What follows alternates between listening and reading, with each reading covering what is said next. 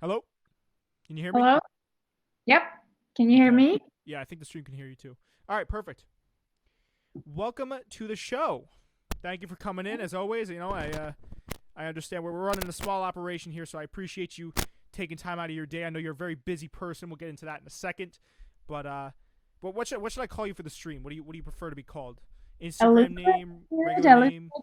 Yeah, Elizabeth Lane. Elizabeth Lane. All right.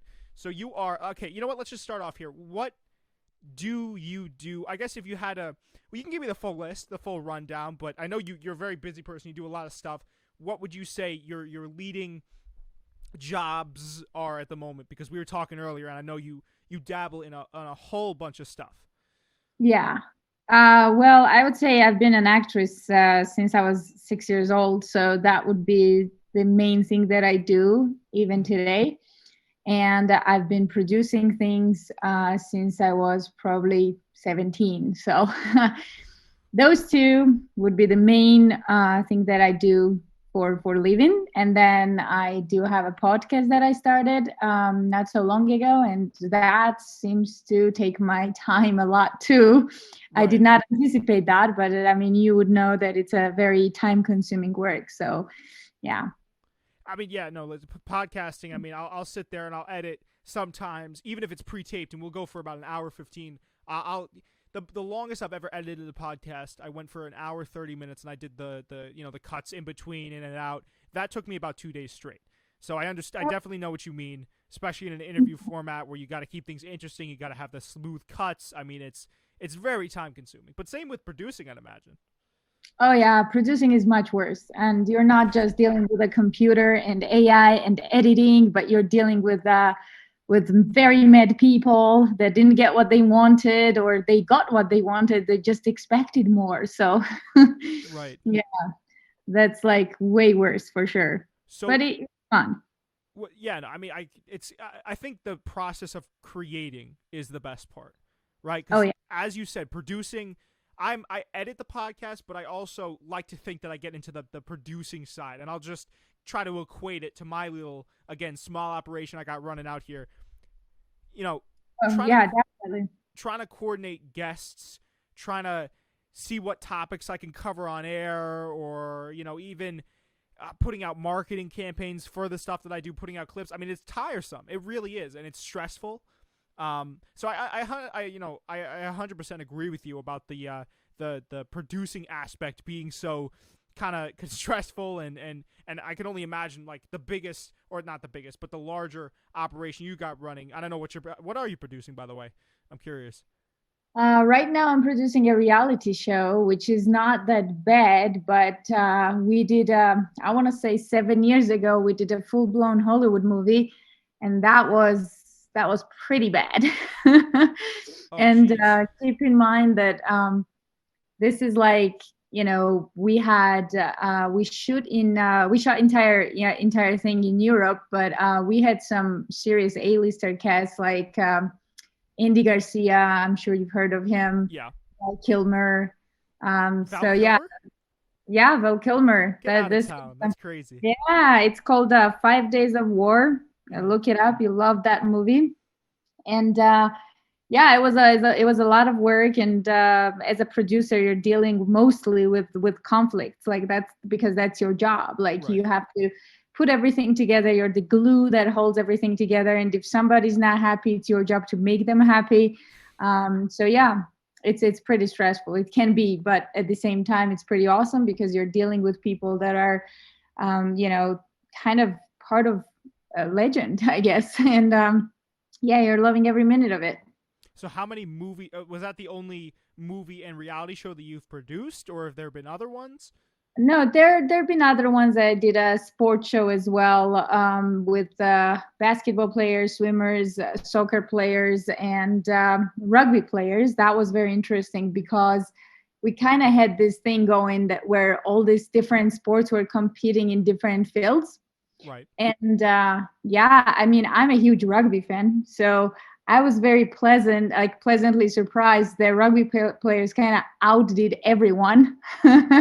So that was good. But what surprised me is that basketball players actually really slacked in many things, including fitness, which was unexpected, but yeah, you know. Really? Basketball Oh, players yeah. slacking in fitness? I would have never thought. I Yeah. mean, rugby, I could see why rugby would be a much more physically demanding sport than Yeah. basketball, because you're running up and down like a basketball game, Yep. but you're also having these, what, like 6'6", 250 behemoths crashing together. It's basically football with no pads combined with basketball for anyone that Exactly. doesn't know rugby.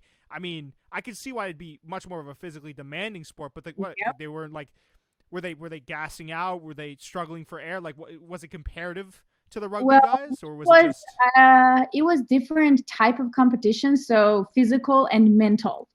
okay? And yeah, basketball players kind of came in last in both, which was really crazy.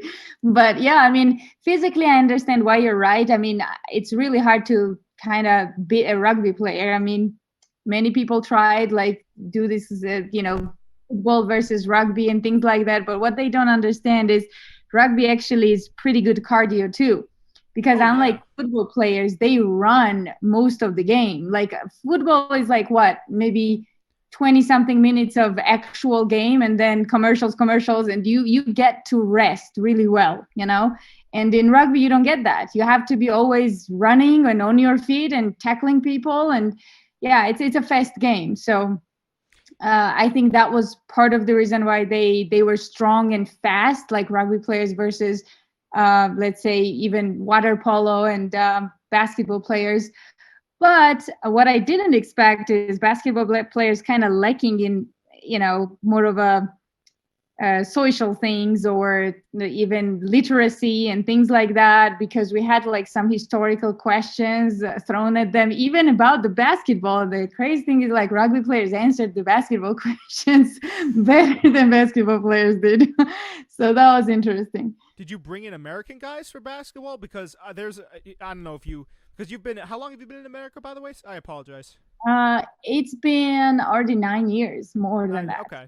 So are you familiar with like college basketball? Any of that scene? I know you know a little bit of professional ball, but do you know like the college scene at all? March Madness, any of that stuff? No, unfortunately, I don't watch college basketball. The only thing that I don't even watch like actual basketball. I only watch because some of my friends are playing, and it's kind of, when they ask like things about it, I'm like, yeah, sure, of course I watched your game. Like, what are you talking about? You gotta lie to him, yeah. Yeah, of course I tuned in.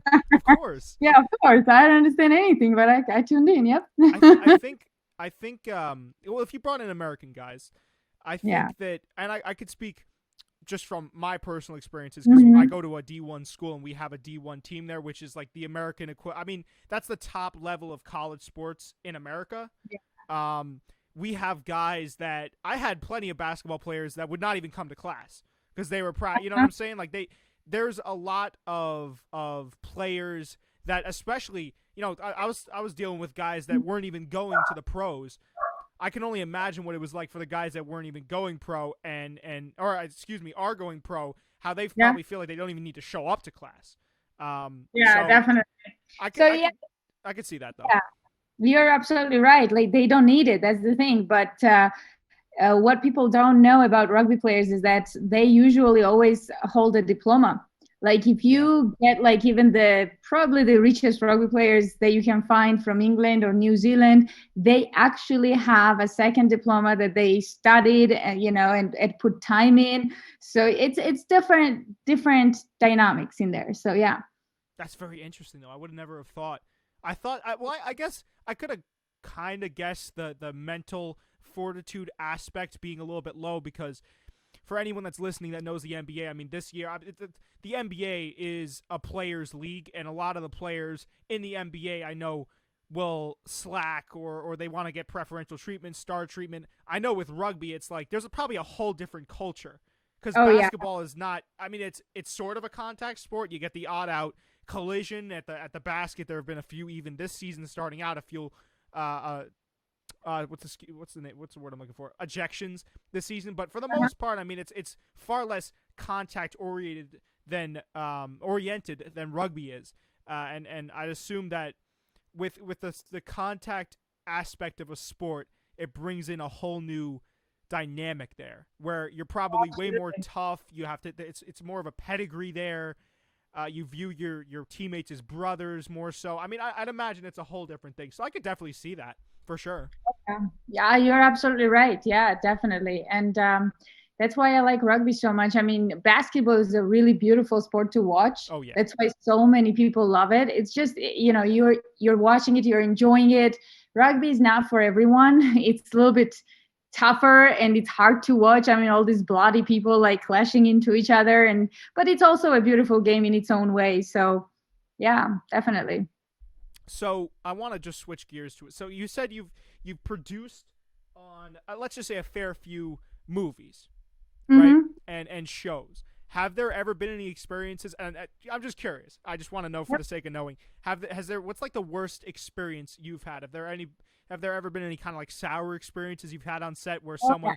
Because you said you constantly had to deal with people that were grumpy or annoyed. Has there ever been like a standout experience? Of course, and not just one. I mean, that happens after almost every big production, and we have a saying in the film world, like when everybody starts out being friends, that's just how it happens. We put a crew together, and everybody's a friend. Well, the main thing is we do stay friends at the end because so many things happen during the shoots that people get upset about each other and things like that. Well, the biggest one for me was I was actually working with a really good friend of mine, and this is a bad idea, by the way. People, do not get your friends involved in big productions because they feel entitled to kind of use your time in a different way just because you're friends. Right. So yeah, keep business. That would be my advice. And yeah, so I got him involved and did some favors for him and things like that. And very soon it kind of ended up me doing pretty much everything and him getting involved in another project to make more money and not doing anything for this one because he kind of hoped that, well, she's got it. And yeah, and we had like some disagreements on set, which is never a good idea. Then his girlfriend got involved, who was also kind of involved in the project, and like, yeah, it was a mess. I mean, it's a big ordeal, but yeah, don't get your friends involved in big productions would be the lesson out of this. Another one was dealing with just A-lister actors. That was, the Val Kilmer, for example, during 5 Days of War. Lots of people were frustrated because he just, yeah, there was a lot of demands that I were heard Val just Kilmer's like that for sure. I've heard that. yeah. Like him and Jean-Claude Van Damme. They're like, or no, Steven Seagal. Steven Seagal, yeah, because I don't know about Jean-Claude Van Damme. I've never heard anything like he. I mean, he was always a very cocky actor for sure, but he learned his lesson. I'm talking about Jean-Claude Van Damme.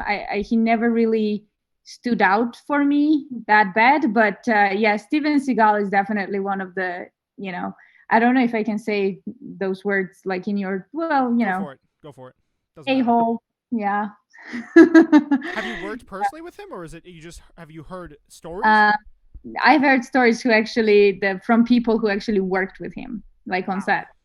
Yeah, my boyfriend worked with him on set as well. So yeah. And he's just a gigantic dick. Kind of, yeah. They say that I don't want to say anything that I have not experienced in person, but yeah, my boyfriend worked with him, and everyone that ever did never. They don't really have anything good to say, which is a rare case. I mean, you take Keanu Reeves, and it's the complete opposite. Everyone that ever worked with Keanu, they pretty much say that he's the nicest guy on earth. Oh, 100%. So there's got to be some truth to it. So yeah. Such a sweetheart. I know. I definitely, if I ever get to that point, I definitely want to lock in Keanu for an interview for sure, because I think he's I mean, he's the type of dude to ride the subway, give his seat up to people. I mean, he's part of some of my favorite movie. I just can't say enough good things about Keanu Reeves. Yeah, and he probably agreed to your podcast too, just because he probably would. Yeah. Yeah. I'll come help this small guy out. I wanted to shift gears real quick because I love talking about podcasting. Yeah. How has the experience of podcasting been for you? And I know that that number sometimes gets touchy. How has it kind of started off? How is it going now? How do you like the experience? Do you produce your own stuff? I mean, really give me an in-depth look into that world for you, because I know you do a lot of interviews. We were talking about it earlier, and I definitely respect that. You kind of, from what I got from our prior conversation, you try to model your stuff a little bit after like Joe Rogan, right? Yeah, pretty much. So it started for me in the simplest way possible. I believe that no matter what you do, you have to, like, every 7 years, you have to either slightly change your profession or adapt something new. Right. So I'm one of those people that, I really want to get out there and meet interesting people in different fields of work. It doesn't have to be just actors or producers. I know that world really well. So I was like, well, it's time to kind of grow and go out there and find some different people in different fields, and who've done some amazing things in life and things like that. So that's how it started, and I realized that I had lots of connections, which is really the key when you start a podcast, because there's so many podcasts out there, and it's really hard to book people because all these A-listers, no matter in what field you're talking about, whether it's politics or acting world or whatever it is, they simply don't have time. It's not that they are like not good people and they don't care. They simply don't have time. So they have to prioritize. And if you're a friend with them already, then you'll get some good treatment in terms of like, yeah, of course I'll do your podcast. So that was really helpful. Not many people get that. So I have to admit that that was a huge kind of deal for me. That's why I decided, okay, I'm going to just go with this. And then after you get like maybe 14, 15 very interesting people, some A-listers from different fields and stuff like that, then it just seems to flow better in terms of, like, my previous guests actually got me some of my next guests in the show. Makes sense, In terms of, like, I had a Air Force general, 4-star Air Force general, probably the best that US ever had. And I don't say that lightly when I say that. And he was like, oh, I've got somebody you need to interview. I was like, sure. Like, who? So yeah, that's how it starts. And and the knowledge you acquire, I mean, it's incredible. It's priceless. I had no idea. Yeah, I interviewed few Navy SEALs and I had no idea what was going on in that world, like, at all. Like, I mean, I'm sure you've heard this elite group of Navy SEALs, like, those are the guys who killed bin Laden and things like that. And quite honestly, I had no idea what was really going on. And then I'm like, okay, this is awesome. These people are so underrated, and they like to be underrated. They like to be secretive, but there's a whole new world when you open the door, and it's a very, very interesting world. It's a brotherhood, sort of like rugby. You know what I'm saying, with the Navy SEALs. At least from what I can gather, listening to interviews. Like, I listen to Jocko Willenick's podcast a lot, and he talks about more extensively. Yeah, he's gonna be my next guest in my podcast. I was gonna say, don't tell me you know Jocko Willenick. we were talking before the stream. The amount of people that you has always been, and I won't drop names, but it's always been astounding to me through all of our conversations. But yes, tell him if you get on the set, tell him I said I love his podcast. But yeah. Absolutely. I listen to his stuff a lot, so I kind of, you get a little bit of that's what podcasts are, right? You get a glimpse into different worlds. That's why it's so cool. I mean, especially with, like, interview podcasts. I don't know so much about sports podcasts or other such things of those nature, but of that nature, I should say. But yeah, I mean, that's really the beauty of it. And I think, I think if you can get up to that point, like you said, and I think it's cool that you kind of admitted that it's like you had some help out of the gate. But I think in reality, even if you have help out of the gate, you're not going to get anywhere unless you have a particular set of skills that comes with podcasting. Like, from our conversations here, I can tell that you're a natural conversationalist, right? Like, right, Kesha. Like, you're pretty good at this, and you're curious, and that's the key. You gotta be curious to do this thing. Like, you have to be. And you can't walk into an interview and be like, oh, well, I guess that's the moment when an interview, for anyone listening, that's the moment when an interview podcast will die, when you're just interviewing people to interview them. That's the single worst thing you can do. So that's like, for what I was saying, you seem very personable, and you seem also very, very kind of curious and open and willing to have a dialogue. That's the why I did this show. But Yeah. yeah, Thank that's you so much. Yeah. yeah, no problem. It's that's the best thing about a show like this, about a show like Jocko's, where he interviews people about war. It doesn't matter what the niche is, like yours, because I listened to a lot of your, they're interesting. Your Yeah. episodes, it's cool. I think that's a massive part of the appeal, is that you get to see these worlds that you wouldn't necessarily normally be privy to. Oh, definitely. And one thing that comes with kind of having a podcast is you have to constantly be promoting it. And I don't do that. That's the thing. I eventually will. It just, I never really, like I said, podcast is like my third or fourth things that I do. So I don't really do that. And that's bad. But despite that, it's been pretty good. And that kind of tells you that despite me not promoting my podcast at all, people kind of are looking for these things. They are so tired of mass media and listening to CNN, Fox News, all that kind of stuff. They want a different outlet. They are looking for those things. So I'm glad that there are many podcasts just starting and raising, and that's good. And Yeah, then well, you have like yeah, go ahead, yeah, my fault. no, you're good. So yeah, and then you'll get like guests who are like not made for this. I've had few that you have to kind of give them the drive. Like they will answer your questions in the shortest way Oh possible. yeah. And you kind of ask open-ended questions so that you give them the opportunity to go anywhere they want with this question, and they just like with one sentence they are done. And those yeah, are the worst guests. yeah, and it's up to you as a as a podcast host to kind of get them to dive in with you and open up. And I've had some guests who were super stiff in the beginning, like they wouldn't say anything, and at the end of the podcast they were talking way more than I wanted them to talk. So We gotta wrap it yeah, up here. yeah, and it's all about like really listening. Listening is the key. When they understand that you're there to listen, understand, and share, then they kind of open up to you. But if they feel like they're just being used for whatever reason, they don't care. So I think that goes for everything, like everybody. I mean, Oh in every yeah, industry. and that So, extends past interview podcasts too. I've seen mhm. podcasts where they'll be talking about basketball, and the conversational piece isn't there. That's the single most important part of podcasting, is the conversational piece. Like the guy, I see him in the chat now. He's from the Noise Media. Shout out to him. I know you're watching, man. He does a really good show, and I've been complimentary of him to him about this.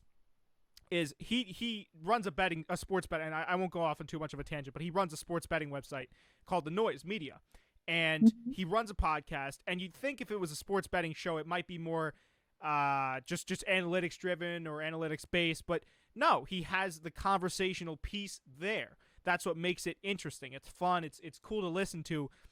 I've seen shows on the other end of that spectrum where it's like, oh boy, it seems like these guys are reading off of a cue card. I don't want to listen to this. Exactly. Yep, Yeah. exactly. You never know when you find this interesting people. It could be anywhere really in the world. I mean, I did an interview with this doctor who was the first one in the world, get this, first one in entire world who cured the rabies. Do you know what that disease is? Yes. Rabies? Yeah. Get it from the dog bites or some kind of rat bite or something. And Yeah. it was incurable before this guy. Like, once you got it, you were done. People, there was no solution. Like doctors would tell you, well, say your goodbyes because that's it, right? And it's the worst death you can imagine. I mean, you look like a possessed person when you die. Yeah. Like things Yeah. are coming out of your mouth, It's a and rough look. oh, it's a terrible look. And yeah, so this guy was from, if I'm not mistaken, he's from state Georgia. Yeah, state of Georgia. And like a simple doctor, he's not even qualified to treat rabies. That's the crazy thing. He's a completely different type of doctor. Right. And how he got involved, I'm not gonna like tell you entire story, but like how he did this was he was just walking in a hall in the hospital and overheard another doctor saying to the parents that, well, your 5-year-old or 6-year-old, I can't remember, has rabies, and there's not really much that we can do. I mean, she's going to die no matter what. So you have two options. You can either take her home and let her die in peace, with you, or you can leave her in the hospital and we'll tie her up. So it's not, like a brutal look and things like that when she goes a little bit crazy. And so he got home, the doctor, Willoughby, that's his name. And he just thought about it and he was like, how unfair this is that this 5-year-old girl is going to die because of a simple thing, like a bite from a bat. Like, how unfair is this? So he started like searching what this rabies is at all. Like because he's a completely different type of doctor, right? He doesn't know how to cure these things. Right. And he looked at it from someone's perspective that doesn't have all this knowledge lacked in his head, right? So let's say you are a traumatologist, so you know everything about bones and tissue and things like that, right? So let's say I'm a dermatologist, so I know everything about skin, but I don't have your knowledge, right? Yeah. So I look at your profession more in a simpler way. Like I just look at things and I understand it in the simplest way possible. And that's what he did. And he realized that, okay, so this disease, what it does and how it kills people is that it's so weak in the system that your system doesn't recognize it as a disease. So what happens is it takes over your organism before your organism even has a chance to fight. So it's kind of an unfair disease, right? Yeah. So he figured out, if I give the organism the simplest formula, if I give the organism time to fight, it will fight and it will defeat the disease. So what gives you time? Well, coma is one of those things when you are still alive but kind of dead. So he literally put this little girl in a coma to give organism time to fight back. And it's exactly what happened. And when organisms realized that there was something wrong going on, disease didn't have a chance to kind of surprise the body. So body started producing antibodies and fighting back. And she's alive. She's like 16 years old now and healthy and well. And it took, just one extraordinary mind. And that's it. Wow. I think, to your point, the best, I guess, new inventions, like let's just call that an invention for hypothetical sake, right? Yep. The best new, or like an invention or a leap in a certain field, like you could liken it to podcasting. The best steps forward in whatever thing that you're doing, whatever industry, come from a supply and demand or a problem and a solution, right? Like, because the guy, you said, he sees the problem. This 5-year-old girl gets bitten by a bat and is going to meet her untimely death. And he says, well, there's got to be a solution. Like, this is so, like you said, this is so unfair to the girl. Yeah. Let me figure out a solution. And in that, he moved an entire industry. Not even an entire industry, the world. Yeah. You know what I'm saying? Like, that's the beauty of it. And I think that's something that is essential, right? Like, you always got to be looking for solutions to problems. And it sounds simple, but in theory, I mean, it's a little bit more grandiose than that in scale. Absolutely. Everything that's great really sounds simple if you think about it. Yeah, it started with a problem, ended with a solution. Exactly. So the like brothers taking flight, all that stuff. Sorry to cut you off. Oh no, you're good. Yeah, definitely. Like Wright brothers are a great example of that. And what I like about Wright brothers is, they simply wanted to fly. That was the thing for them. Like they had their heart where their mind was as well. Not just, it was not about money. It was not about fame. It was not about any of that. It really was about changing the world and what they could do to contribute to that change. And that's why they were successful, I guess. I don't know. That is 100%. I mean, passion, obviously seeing the problem and giving the solution is important, but passion is even more important. Without passion, you're not going to get anywhere. That's something that even through the tough times, like the Wright brothers, they've had prior to the successful launch, like you said, they didn't have any monetary backing. They didn't have anything along those lines. Nobody was rooting for them. In fact, there was someone, and I'm forgetting their name, but there was another rival pair of people that were also working on flight, on the engineering something that could fly, and they actually had more, let's just say, success out of the gate. And the Wright brothers trial and error through the rain, through the shine, that's the passion is what kept them going. And they finally got it. Like, that's so important. There have been many times where it's like, I'll put out a clip, and again, I'm going to liken me doing podcasting to people literally learning how to create flight, but there have been times where I'd put out a clip and it would only get like 2 views, and it's like, oh boy, is this even, you start to question things. Is it even worth it? Should I even be doing this? Da-da-da-da-da, this, that, the third. When in reality, you got to gear your mind towards being like, hey, I can innovate. Hey, I can grow. Like you act, you produce, you do a podcast, you have an online store. You know what I'm saying? That's something I clocked when I was doing research for the interview. So you're doing a lot of different stuff. It's all about having the passion, I guess, to create in your situation, right? Because producing, acting, doing podcasts, that's all creative stuff. Absolutely. I always said, like, I'm not the type that can do one job all their lives, and kudos to people who can. I always wanted to be that person because that's like, to me, that would be easy, to just have your goal, like, okay, this is what I want to do and stick with it. With me, I have to do multiple things. I cannot just be okay with just one thing in my life. And that is a big headache because, it, like you said, you get depressed sometimes because time management is a big thing. Like when you take on like 4 or 5 different things, then you have to, see them through, or why are you doing it? Right. So, it gets sometimes really hectic, schedule wise. And there are times when, let's say, I haven't spoken to my mom for like I can't, like, probably like 3 weeks in straight. And that's not like how my family operates, but we haven't had a conversation in a very long time. And that's not good. But if you learn how to take rests in between, and you learn how to properly manage your time, that really anything is possible. As for the podcast, when I started out, despite the guests that I was having, I completely agree with you. There are sometimes people are just not connecting with it, right? And you just gotta keep going, keep moving. And I had people in my, like, surroundings, like friends and stuff, who were huge motivators. They were like, you already have something that most people don't have, like, just keep doing it. And so that's important. That's important, the consistency and the will. And eventually, I have a good story for you. I'm not gonna go into history much, but in every war, the winning side is always the one that writes the history. Yeah, exactly. And puts a little bit more energy, strength, and mindset into it.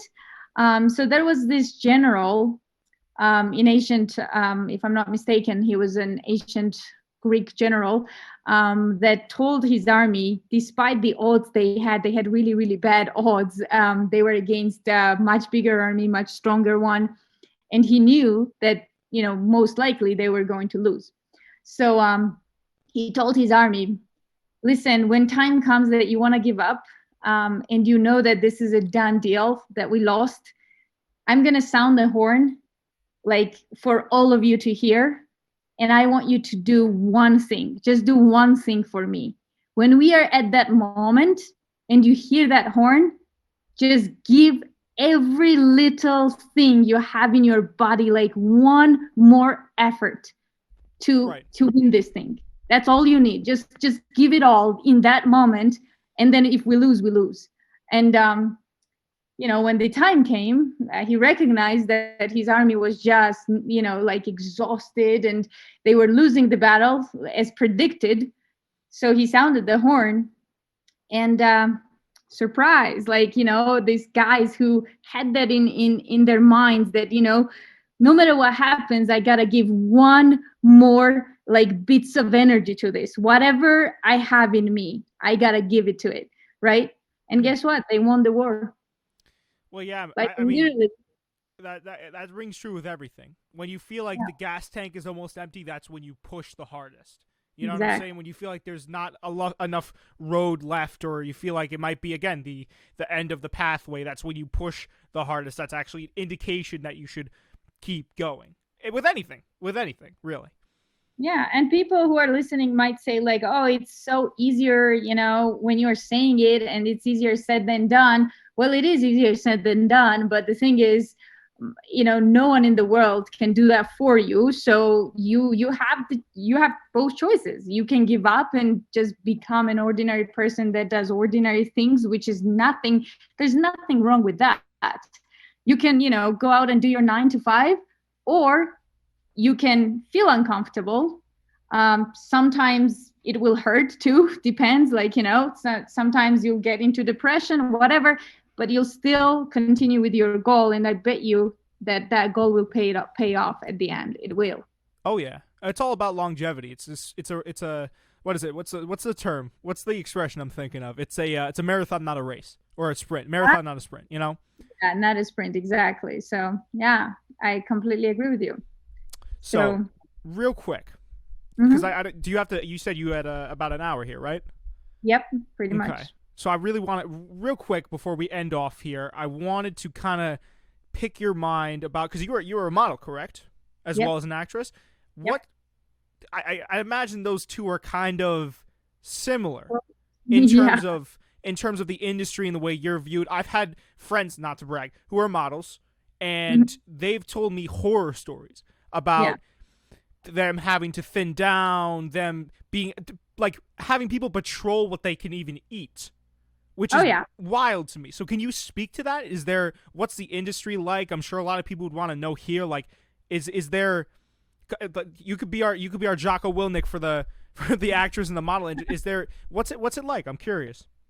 So, like I said, it is close, being an actress and a model. And in terms of like people judging you constantly, like both the acting world and the modeling world, they both have that. But as like when I don't do runway anymore, and there's a reason why. So number one, I was constantly hungry. You Mm, cannot be in any other way. Like when you are 18-year-old and you do all these different activities, you gotta consume some calories, right. But the in America, get this, America has this better than Europe, because I come from Europe, and we had like some, not to offend anyone, but like, you would look like a Somali starved kid. That was the standard. So you had to be starved Somali kid looking person, you know and because you had to fit in double zeros and things like that. There's like proportions which changes all the time, but they will measure you. You're always on scale. I had times when, let's say, it was someone's wedding, right? Okay. And I would go, and there's like all this food, and it's like, I know that I have to perform in a week, or I had a photo shoot or something. So I would literally like smell the food but not eat it. Oof. It's like, look how pathetic that is. Like, So you're saying this is not only in the modeling and the acting industry, but just in you're from Georgia, correct? The country. yeah, Okay, yep. so this was in a lot of Georgia and a lot of Europe, because I know Oh that yeah, there's in Europe Georgia. too. Uh, There's a lot of that too as well. yeah, so Georgia is pretty much Europe. That's what the Georgia is, Eastern Europe, and surprisingly, Georgia produces lots of models for France and Italy. I mean, there's a lot of Georgian models that are different faces for Armani. And like right now, off the top of my head, like Taco Natsuishvili is she's the face of Armani. And So there's a lot of Georgian models that are all over the world, like Russian models and Ukrainian models. But standards are like pretty similar everywhere, just like in Georgia to France, Italy, like, in terms of like being skinny and in shape. Mm, The only difference I would say exists between European modeling industry and American modeling industry is that Americans are more flexible in terms of your weight and how you really look. And oh yeah, and interesting. this is a good thing, because Oh yeah, if of you course, 100%. yeah. If you look at Victoria's Secret models, and then you take, like, let's say, Paris Fashion Week models, and compare them, completely different picture. I Yeah, mean, Victoria's Secret models have some bone to them, and like, they are not your thin, like, Somali starved. Like, some of them have abs, some of them have good big thighs, and it's generally in American industry, they are no longer, they used to, but no longer are looking for completely like kind of anorexically skinny girls. And I think that Europe is catching up on that a little That's bit. true. That's true. But There's been yeah, the movement there, yeah, with the plus size models, which is a good thing. You know what I'm yeah, saying? it's a good thing. As long as you're healthy, it's a good thing. Like I don't know how to feel about plus size modeling, but it's definitely nothing negative. It's just I don't want to promote obesity Right. either. Well, I think what I'm trying to say is, let me kind of go back and clarify. I think the message of what it's trying to promote, where it's like inclusivity and everyone should be able to get the equal shot at something. If they want to be a model, that's cool. If, like I said, if I'll like gonna get a podcast, if anyone wants to be a podcaster, they can be a podcaster. I think it's good in that sense. But yeah, like when it starts to get into being unhealthy, that's of course when it gets a little bit problematic. But if we're talking about the other side of it, where it's like you have people, like you said, that are quite literally, skin and bone, and they're sitting there constantly, that they're not allowed to eat food. I mean, it's definitely a good juxtaposition to have. Oh yeah, and I had friends. Like I said, it's kind of sounds pathetic now from my standpoint. I don't do runway anymore. I still do photo shoots, but that's a different deal. That's completely different work. But I had friends who would like I would smell food and they would lick it but not eat it. Really? Yes. Ooh. So yeah, and now what's crazy is that I'm pretty much in very similar shape than I was back then. I'm a little bit more in kilograms because I do lots of like strength training, so that it's all muscle, and I eat like everything, literally everything. And now looking back at myself when I was 18 and 17, I'm like I was such a stupid girl. Like I could have I could have eaten whatever I wanted. It would not change anything, but the industry is made in a way that it makes you feel guilty if you do. So like brainwashing. That's exactly, brainwashing is a great word for it. Like and when we would get to the table, let's say all the girls, or we would travel a lot too, let's say from one city to another for runway, when we would get together, no one would admit, what they have eaten, like in terms of like chocolate or cake or something. Everybody would pretend, oh, of course, like, I'm trying to be healthy and this, knowing that that's not quite true. Right. It's like an athlete in the off season. You know what I'm saying? You come back, you get that time to like relax, and then it's straight back to, what did you eat? What are you eating now? Obviously, it's a lot more strict, but yeah. Yeah, exactly. And I have a question for you now. Like my podcast show host personality kicked in a little bit. Go for it. So as a guy, like who do you prefer, a bone and skin, or a girl with some muscle, or some kind of like, I don't know, like a meat on her, like as a guy? Me personally, I like girls that are in the gym a lot.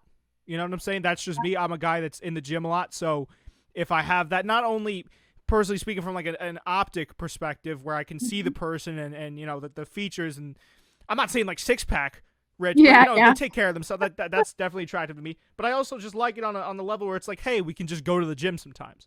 You know what I'm saying? We could go lift.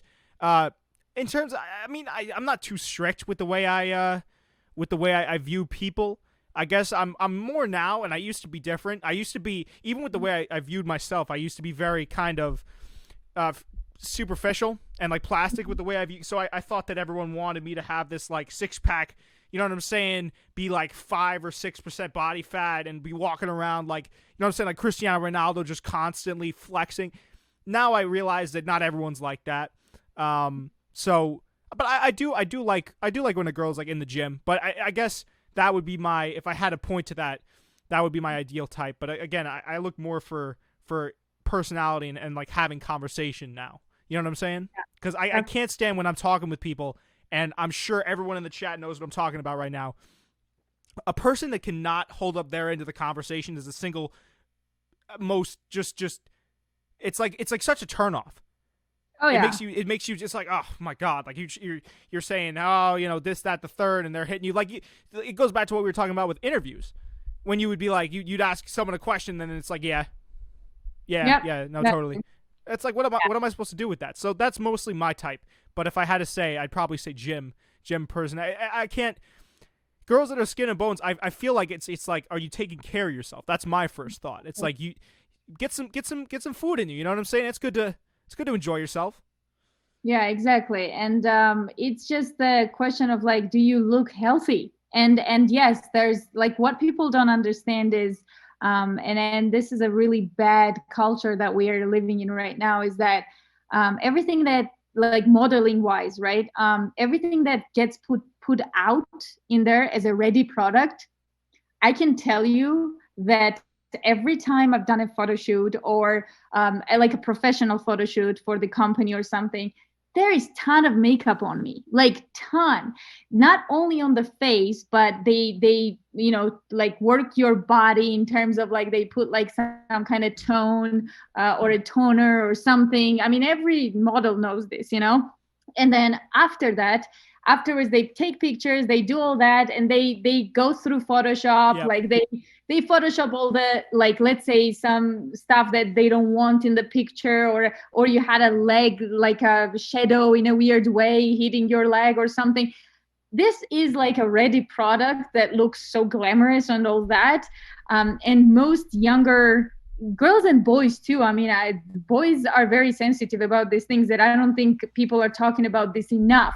Like, it's all about, oh, girls and their feelings, but the truth is, a lot of guys are struggling with their self-esteem too. Oh yeah. And yeah, and you see this like six-pack dudes with the big biceps and things. Like, number one, they're roided up for sure. Like, I don't mean to cut you off there, but I'm guaranteeing in the chat right now, and I'm sure you're going to say this too, every guy that you see, actually, let me know if I'm correct about this, because I have a theory. I have a conspiracy theory about this.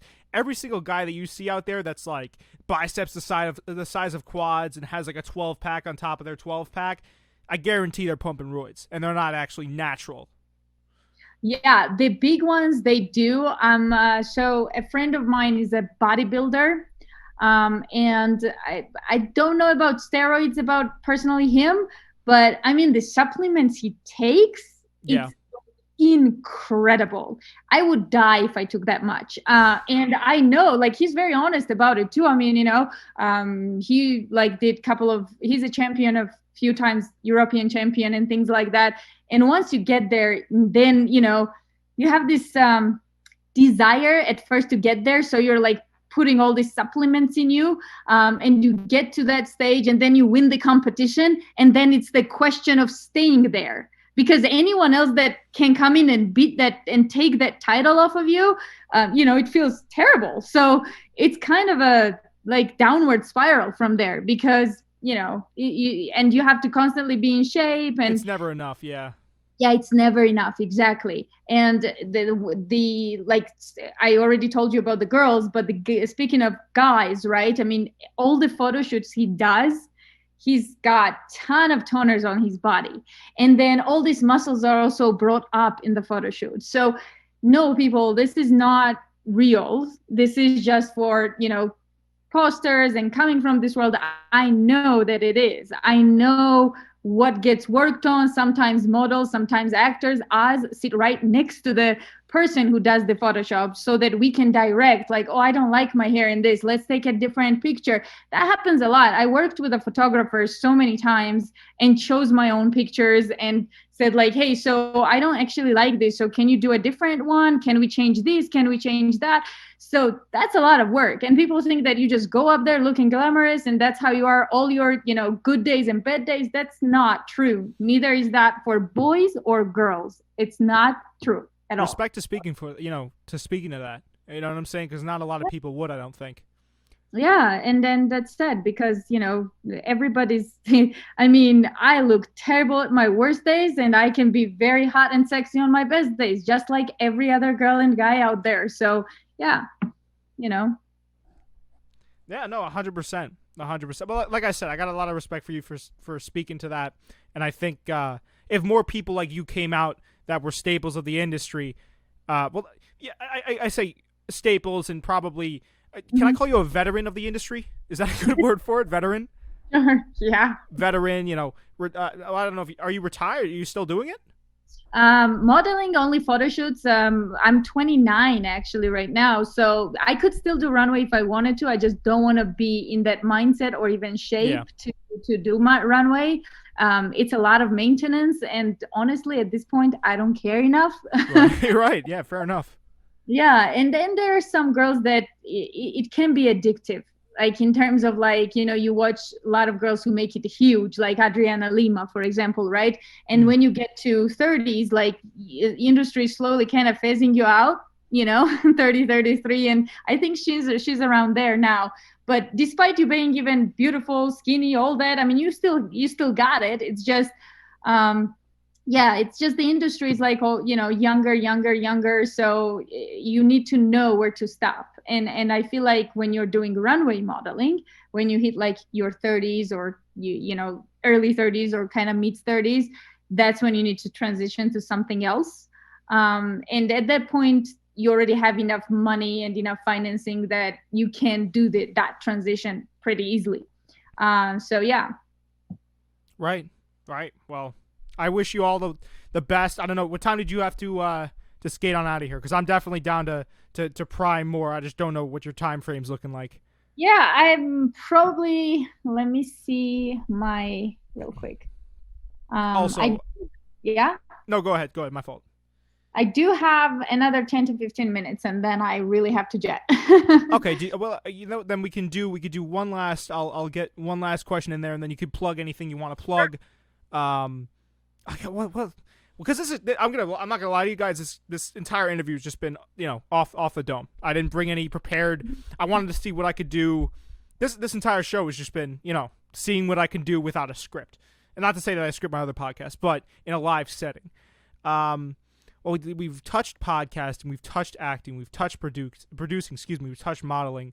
Well, I guess, you know what? If we're gonna talk about this, is there a message that you want to give to the listeners, to the viewers right now at the end of this? Anything important?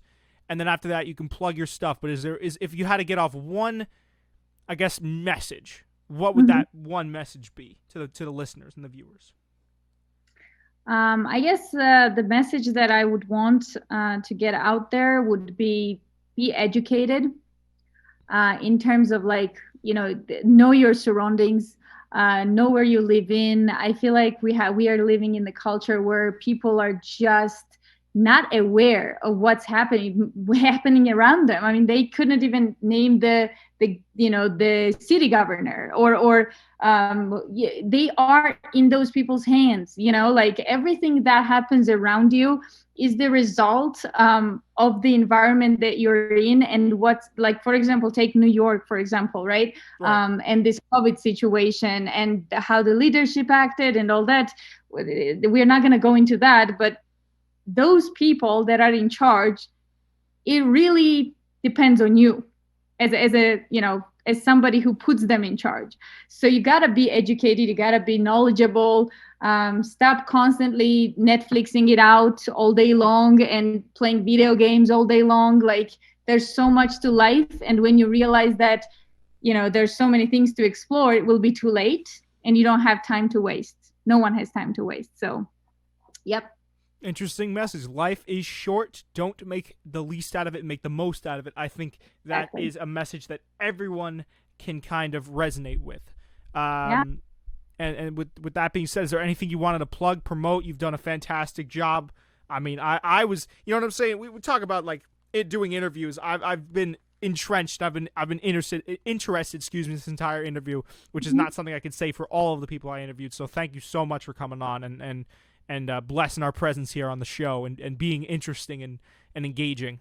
Absolutely. Thank you so much for having me. And you really are good at this. I can tell you that because I've been to a lot of different podcasts and interviews, and I've done a lot, and it really takes a talent. So you do have that, and I hope that this podcast will be as successful as Joe Rogan's one day, if not more. That is the yeah, definitely that's the goal, to eclipse old Rogan and Stern at some point. I actually have a question for you before I go. Oh, that's perfect. Yeah, go ahead. what do you want to ask Jocko? Because next time I interview him, I'll actually ask whatever you want me to ask. So do you have the like one ultimate question that you would ask someone like Jocko? Well, I mean, selfishly, I'd be like, "Can you come on my podcast?" But I know that's not realistic. So I'd probably say, um, I guess just the transition to podcasting, because I know he already. I mean, I know Jocko not personally, but from what I've seen from his podcasts, he brings that warrior mentality to podcasting.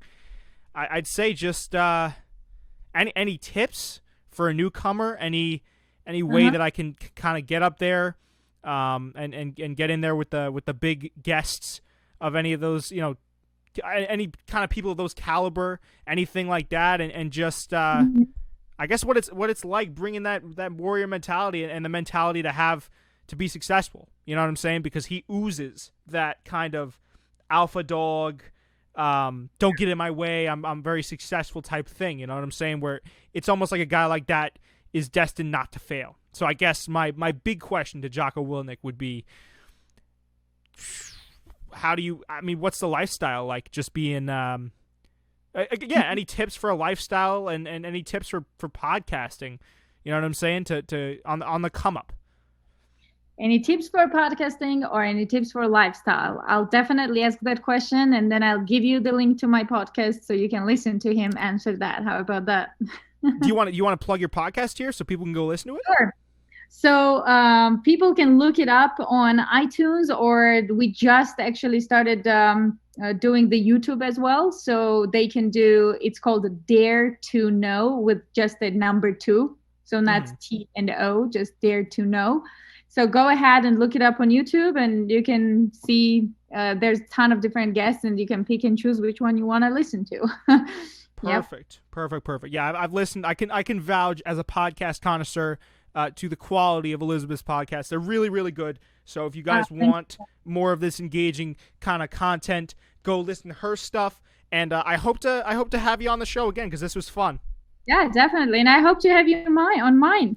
Listen, I'm all for it. We gotta talk about that. We gotta talk business. Definitely. Let's do it. Well, thank you so much, and wish you all the good stuff for 2021. All righty. You as well. Thank you so much. Bye. Bye-bye.